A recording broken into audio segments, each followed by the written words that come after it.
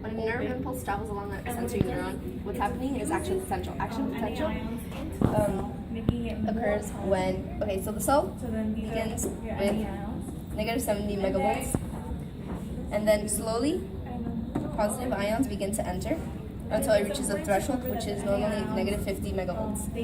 What then begins to happen is depolarization, which is when the ions begin to rapidly enter the cell, as can be seen up here.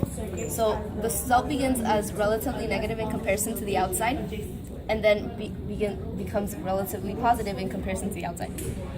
And once the cell reaches 30 megavolts, the repolarization begins to occur, which is when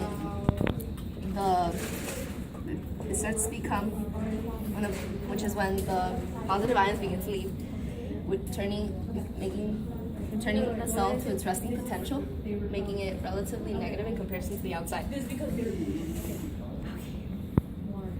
So, while the action potential is occurring, what happens is a refractory period. A refractory period is when the cell is recovering from the action potential, and while that happens, no other action potential can occur, which is how the nerve travels across. So one section of the cell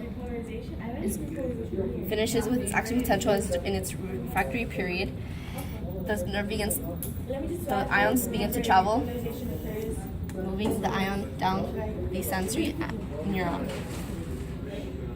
And that's how the nerve impulse travels.